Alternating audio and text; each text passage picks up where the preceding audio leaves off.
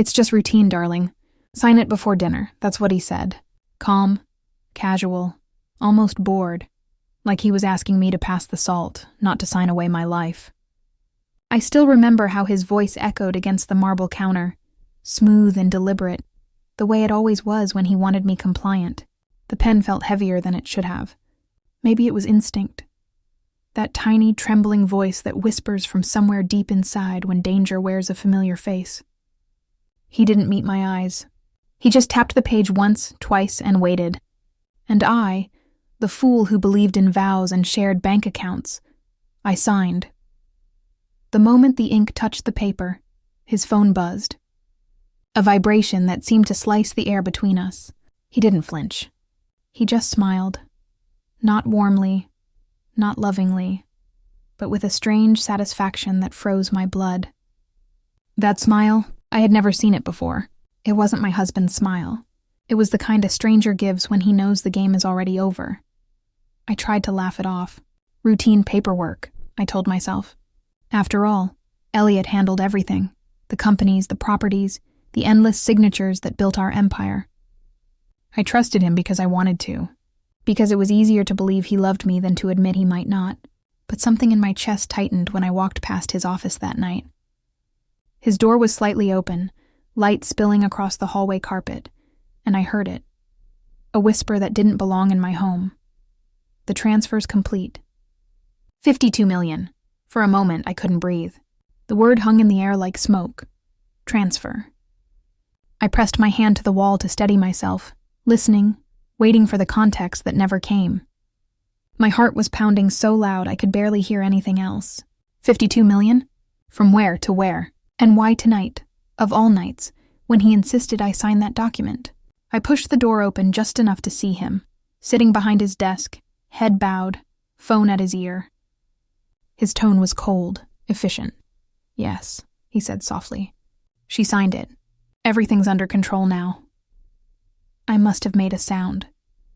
Maybe a gasp. Maybe just my heartbeat betraying me. Because he looked up sharply. For the briefest second our eyes met, and in that silence, I saw something in his gaze that made my stomach twist. It wasn't guilt. It was calculation. Go back to bed, Claire, he said. His voice was so gentle it made my skin crawl. You'll thank me for this later. Thank him? For what? For betraying the life we built together? For making me sign something I didn't understand? I wanted to scream, to demand the truth, but my throat locked up. I turned away, numb, every step down that hallway echoing like a countdown to something I couldn't yet name. But sleep never came. I lay awake, watching the ceiling blur in the darkness, every thought twisting tighter until dawn cracked open the sky. By morning, I was certain of one thing. I needed to see what I had signed. He left early, as he always did, but I didn't follow my routine. Instead, I went straight to his study. His desk smelled of cedar and deceit. The papers were stacked perfectly, like he'd planned for me not to find anything. But he underestimated me. He always did. Beneath a folder marked Routine Compliance, I found it. The same page I'd signed, now scanned and stamped. Legal. Final. Binding. My name in bold letters, next to the words Beneficiary Account Transfer Authorization. I felt my knees weaken. Beneficiary? Of what? I scanned the fine print, eyes darting, desperate. That's when I saw the number. $52,000. I blinked, certain it was a typo, a mirage conjured by panic. But it wasn't. The amount was real. The transaction was real. And the name beneath the ownership field, it wasn't his. It was mine. My signature, my authorization, my account, used to move $52 million to a destination I didn't recognize. He had made me the face of the crime. The betrayal wasn't just emotional. It was surgical. A quiet, calculated removal of my freedom disguised as a routine request before dinner. I dropped the paper. My hands were trembling so violently I thought I'd tear it apart. He had always been the clever one. The businessman, the strategist, the charmer who could talk his way into any deal. But this wasn't business. This was war. And as I stood in that silent office, the truth began to dawn on me. This man hadn't been protecting me all these years. He'd been preparing me, setting me up for something I couldn't yet see. But what he didn't know was that I was about to start digging. Because if Elliot thought I would quietly disappear after this, he didn't know the woman he married. And what I found next would make him wish he'd never asked me to sign that paper. When I look back now, it's almost poetic, the way tragedy wrapped itself in tenderness before it tore my world apart. 10 years ago, I thought fate had tested us and we'd survived. Richard had just come home from the hospital after the accident. The doctors said it was a miracle he was alive. I remember sitting by his bedside, feeding him soup, brushing his hair from his forehead, whispering prayers over a man I believed was my life. Every day, I thanked God for giving him back to me, but now I know sometimes survival isn't a blessing. It's a warning. In those first few months, he was weak. I managed everything. The bills, the estates, the staff, the endless paperwork that came with the empire we had built together. He would smile faintly from his chair and say, "You're my strength, Claire. I don't know what I'd do without you." Those words used to melt me. I thought they meant devotion. In truth, they meant dependence. And dependence, when placed in the wrong hands, becomes a weapon. When he finally recovered, it was as if something inside him didn't. He started locking his phone, taking private calls, going on business trips that didn't line up with the calendar. I told myself he was catching up on work, reclaiming his confidence after nearly dying. I wanted to believe he was healing, but the man who came home from that hospital wasn't the same one who'd gone in. His voice had changed, colder, measured, and when he talked about our future, he said I instead of we. One night, I found him in his study, surrounded by documents. When I asked what he was working on, he smiled, that rehearsed politician's smile, and said, "Just simplifying a few things. For the family, you shouldn't have to deal with all this paperwork anymore." He slid a folder toward me. "It's just routine, Claire. Sign it before dinner." I didn't question it, not then. Because when a man nearly dies, you don't assume deceit. You assume gratitude. You believe his love deepened, not vanished. So I signed everything. Power of attorney, asset transfers, insurance updates, line after line, signature after signature, never once imagining I was helping him build a fortress where I'd be the prisoner. But his gratitude never came. Instead, he became efficient, distant, and then came her. Her name was Olivia, young, beautiful. The kind of beauty that wears confidence like perfume. Richard introduced her one afternoon as his new financial advisor. She extended her hand with a smile that was polite, practiced, dangerous. "Mrs. James," she said, crisp and professional. The way she said it made me feel small, like I was already obsolete. At first I brushed it off. She was just another assistant. But soon she was everywhere. At breakfast meetings, charity events, even our home office. I would walk in with tea and they'd stop talking, just long enough for silence to betray them. Her hand would rest too comfortably on his shoulder, her laughter a little too soft. When I mentioned it, Richard sighed, as though I'd offended him. "Claire," he said, "don't be ridiculous. Olivia's like family. She's helping secure our future." Our future. That phrase haunted me, because the more he said it, the less I recognized the future he meant. But the real betrayal wasn't in his touch or his tone. It was in the paperwork. One morning, while organizing our household accounts, I noticed something odd, a withdrawal slip from our family trust. The amount, $500,000. My heart stopped. I flipped the page, thinking it must have been authorized for an investment. Then I saw it, my signature at the bottom, bold, confident, and utterly fake. I stared at it for a full minute before reality sank in.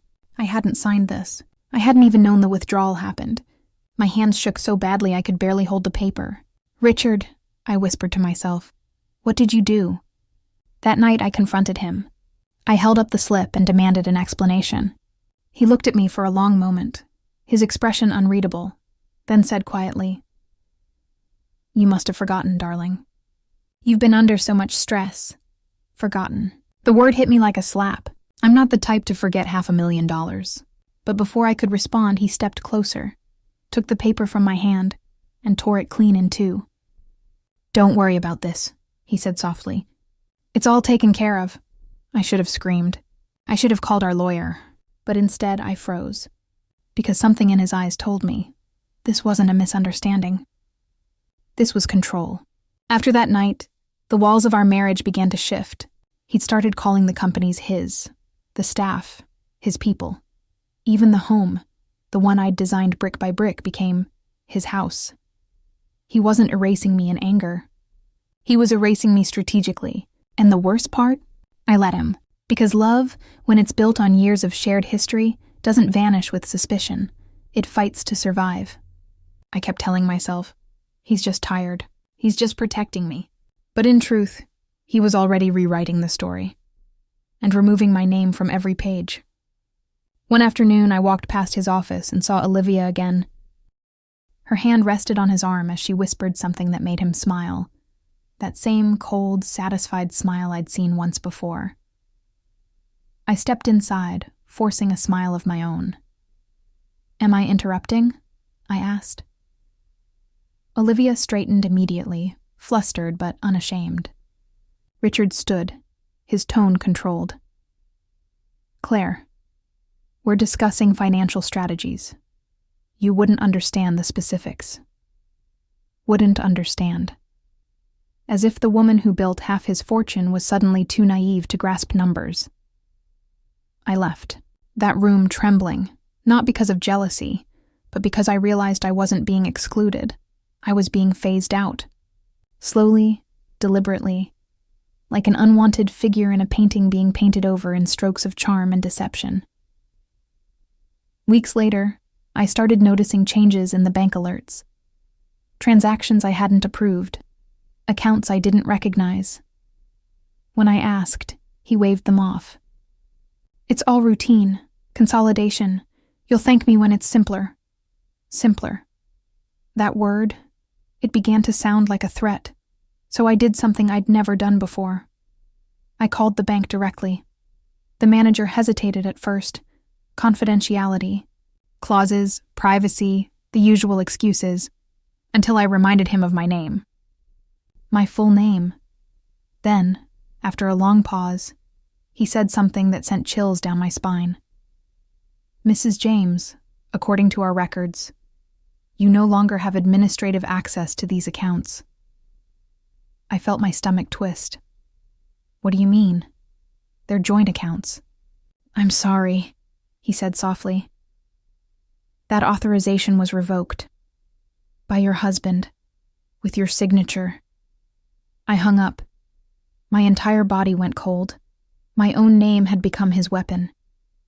Every document, every signature, every routine form I'd ever signed was now a chain around my wrists. That night, I sat alone in my room, replaying every moment since his accident. The way he'd cried in the hospital, the way he'd clung to my hand, promising he'd change. But he didn't change. He studied me, learned my habits, my handwriting, my weaknesses. And when he was ready, he used them all. What would you do if your own husband forged your name for millions? Would you confront him? Would you run? Or would you wait and watch until he revealed just how deep his betrayal truly went? Because by the time I realized what was happening, it was already too late to stop it. The money wasn't the only thing disappearing. It was me. And soon, I'd discover I wasn't losing money. I was being erased. He once told me, "You worry too much, Margaret. You see ghosts and shadows." But that night, it wasn't a shadow. I saw. It was the shape of the truth creeping into my life, quiet and cold. It started with a single bank alert at 2 a.m., a message I wasn't supposed to see. New account access approved. Only, it wasn't mine. My hands trembled as I scrolled through transactions linked to companies I didn't recognize, all registered under my name. For a moment, I thought maybe it was a mistake, a banking glitch. But deep down, I already knew. This was him. This was Richard. The next morning, I tried to act normal. I served him breakfast, smiled when he mentioned another meeting with Olivia, and even kissed his cheek as he left. But something inside me broke. That kind of smile you wear when you already know your life has been rewritten without your permission. I spent the following nights digging. I hacked into his email using the same password he once used for our anniversary trip bookings. That's when I found them. Hidden folders titled Medical Reports, MJ. My name. My file. And inside it, documents declaring I was mentally unfit to manage finances. Signed by a doctor I'd never met. I remember whispering, "You planned this, didn't you?" into the empty air. My reflection in the dark window looked like a stranger, tired, betrayed, desperate to stay calm. What would you do if the man you loved started quietly erasing you from your own life? Days turned into weeks of quiet panic. Every time Richard left the house, I searched deeper. Emails, passwords, cloud storage. I found life insurance policies naming Olivia as the executor. I found property deeds transferring ownership to shell companies. I even found drafts of legal petitions stating I required assisted guardianship. He was building a paper trail to make me disappear, legally, cleanly, quietly. But what happened next left me speechless. One evening, after pretending to sleep, I heard him talking on the phone in his office. His voice was low, sharp. Once everything's moved, she'll have no access, no power. Then a pause. A sigh. And if she gets in the way, we'll handle it. I froze. Those weren't words of a husband.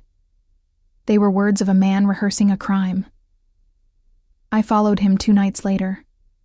He thought he was careful, but he'd grown sloppy in his arrogance. His car led me to the old beach house, the same one we once painted together, dreaming of our retirement years. The wind that night was cruel, whispering secrets through the trees as I hid behind the stone wall. Through the glass, I saw him. And her. Olivia. She was in his arms, laughing softly, holding a folder thick with papers. Then she noticed me. Her eyes flickered to the window, and a slow, knowing smile crossed her face. She didn't scream. She didn't look surprised. She simply said, "You're early." My heart nearly stopped. I stepped inside, the smell of ocean salt mixing with the betrayal in the air. Richard didn't even flinch. He looked at me like a man caught not in guilt, but in inconvenience. "You shouldn't be here," he said flatly. I walked toward the table, opened the folder, and saw document after document transferring our assets to a new custodian. The name printed at the bottom made my blood run cold. Daniel James. His brother. The same man who once toasted at our anniversary, raising his glass and saying, "Here's to eternal trust." I looked up at Richard and whispered, "You used me to build it all, and now you're signing me out of my own life." His jaw tightened. "Don't make this harder than it needs to be," he said. "You'll be taken care of." Those words, "taken care of," felt like a knife coated in poison. Olivia stood behind him, her hand gently resting on his shoulder, as if to remind me of my place. But I wasn't ready to surrender. Not yet. I walked out, pretending to be defeated, but my mind was on fire. I knew I had to find proof, something they couldn't destroy. That night, I went back home and opened his private email backup, the one synced to his tablet. That's when I found it. An email sent just hours before, labeled, "Final Step, MJ Insurance." The message was short, clinical, and deadly, confirming readiness for medical authorization and post-incident release of death benefits. I reread those words a dozen times, each one cutting deeper. Death benefits, not divorce, not separation. Death. For a long moment, I sat there in silence, listening to the sound of my own breathing, wondering if I was already too late. And then I whispered to myself, "He doesn't just want me gone, he wants me buried." That's when the fear turned into something sharper, survival. Because I finally understood. I wasn't fighting for my marriage anymore. I was fighting for my life. But nothing prepared me for the email I intercepted that night. The one that revealed my husband's next move wasn't business. It was murder. He thought I'd run. He thought I'd hide in fear like the fragile wife he'd spent years sculpting with lies and control. But I didn't run. I prepared. Every breath I took that week was measured. Every move, rehearsed. After I intercepted that email, I didn't scream or confront him. I went quiet. Dangerously quiet. Because sometimes silence is the loudest warning a woman can give. I reached out to my late father's attorney, Mr. Lawson. A man of few words, but sharper than any blade Richard could ever wield. I hadn't spoken to him in over a decade, but when I explained what I'd found, the forged reports, the shell companies, the insurance policies, he didn't hesitate. "Meet me tomorrow," he said. His tone wasn't sympathetic. It was urgent. When I sat in his office the next morning, surrounded by old books and the smell of dust and coffee, he slid a folder across the desk. Inside were copies of psychiatric evaluations, all stamped, signed, and filed under my name. Fake. Every last one of them.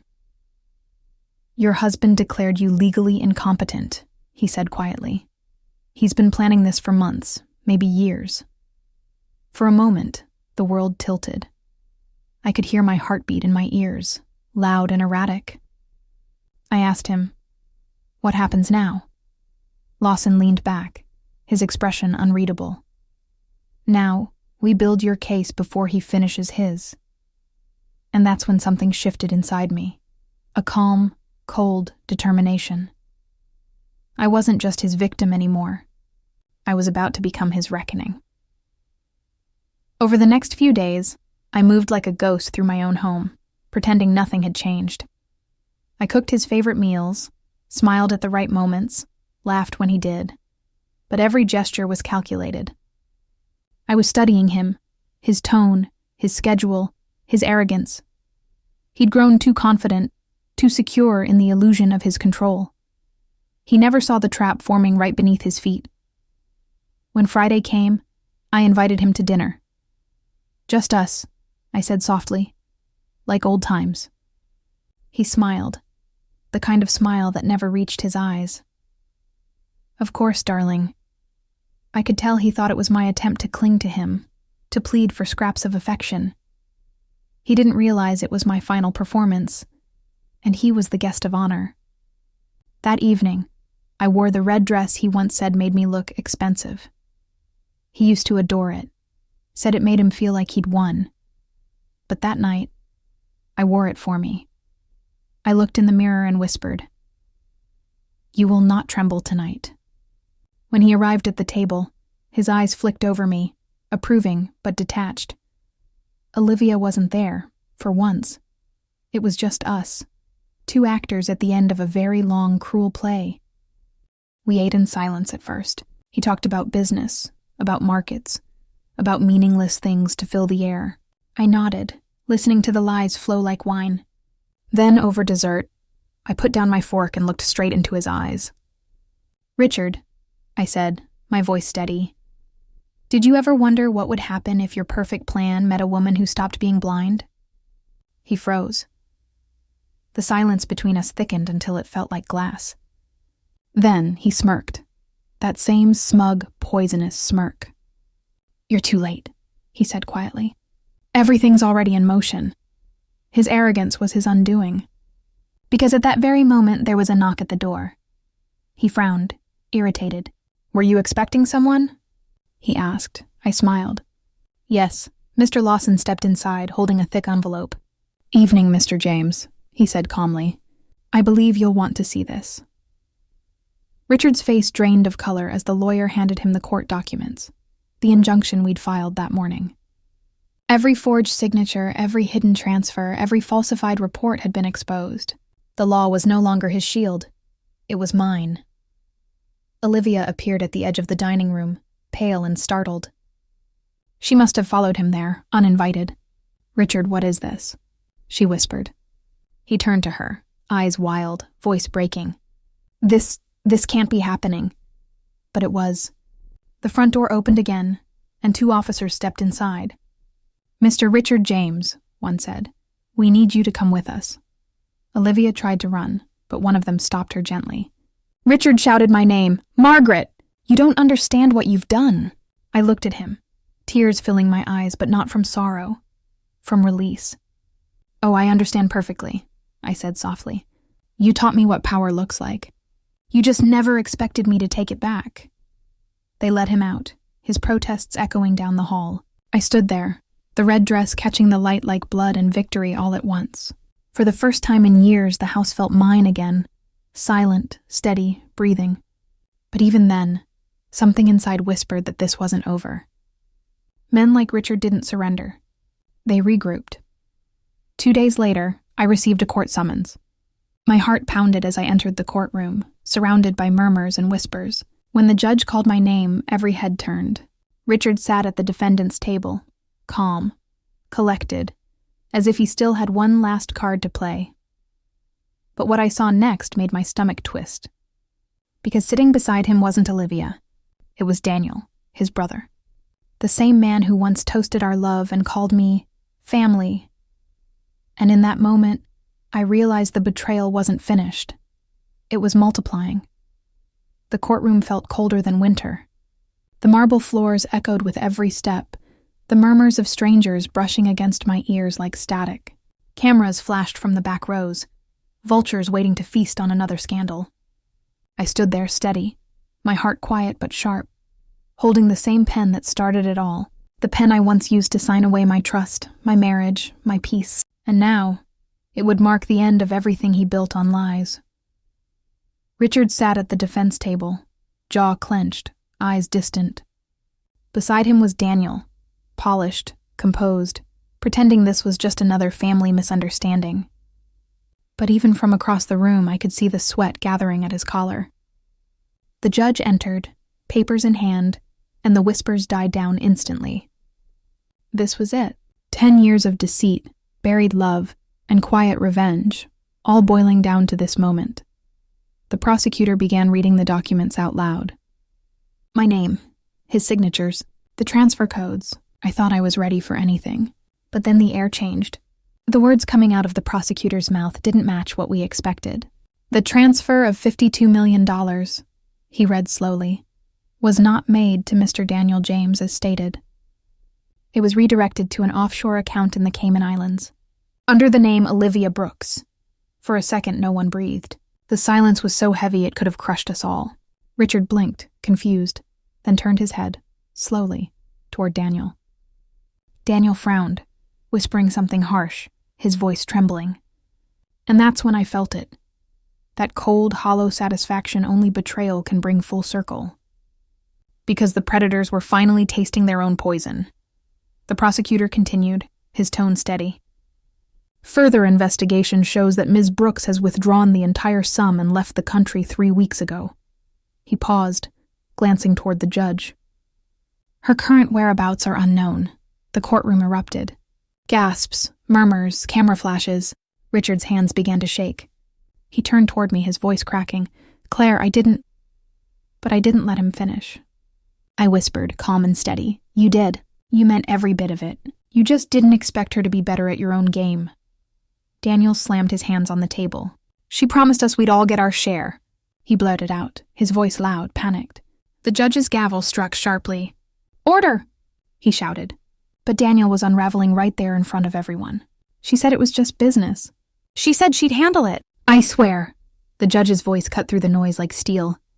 "Mr. Daniel James, are you confessing to participating in fraudulent asset transfers under oath?" The courtroom went silent again. Daniel looked lost, his arrogance gone, his eyes darting between me and his brother like a trapped child.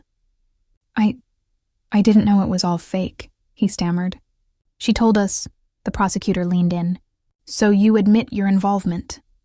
And just like that, the last piece of their empire cracked.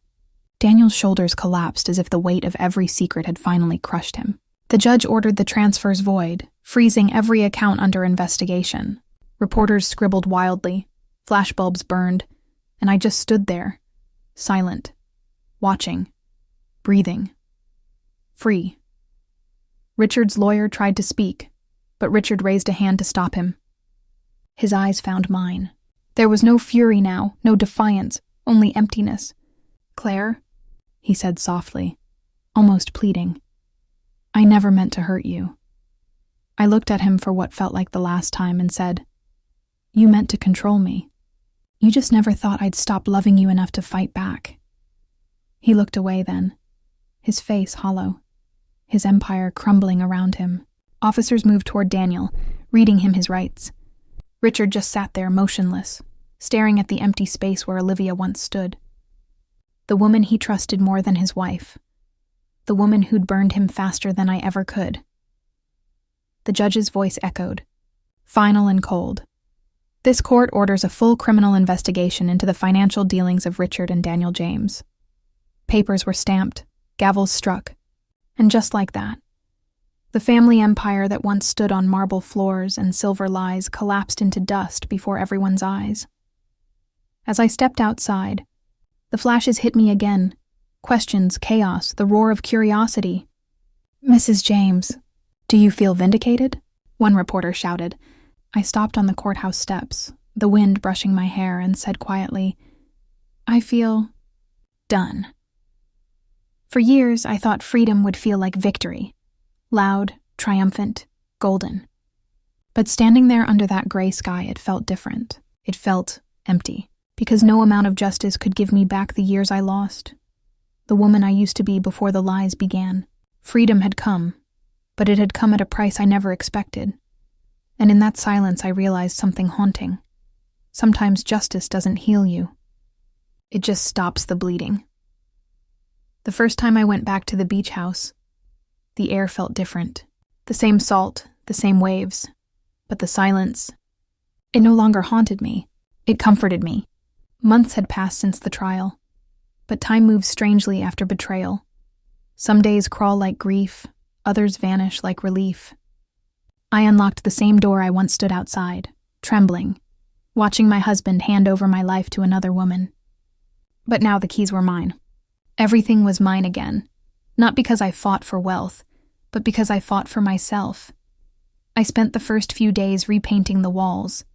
Every brushstroke felt like therapy, covering memories, not erasing them. There were still faint outlines of where our wedding photos once hung, the soft indentations on the wall where Richard's desk had stood. I didn't hide them. I let them stay. Silent witnesses to a story that began with love and ended with survival. The ocean outside whispered the same rhythm it always had, but now it didn't sound like loss. It sounded like life beginning again. Richard's sentencing came quietly. 5 years for fraud, obstruction, and falsified records. Not nearly enough for what he'd taken, but enough to make him face what he became. I didn't attend the hearing. I didn't need to.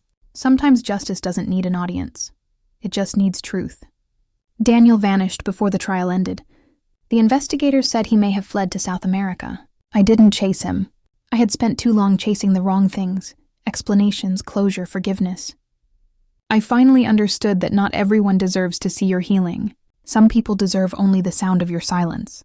As for Olivia, the last trace of her surfaced in Monaco. A blurry security photo, a woman in oversized sunglasses, laughing with a man on a yacht. I stared at that image longer than I should have. She had taken their money, not mine. But strangely, I didn't feel hatred. Maybe because I understood now. She wasn't the beginning of my downfall. She was the catalyst of my awakening.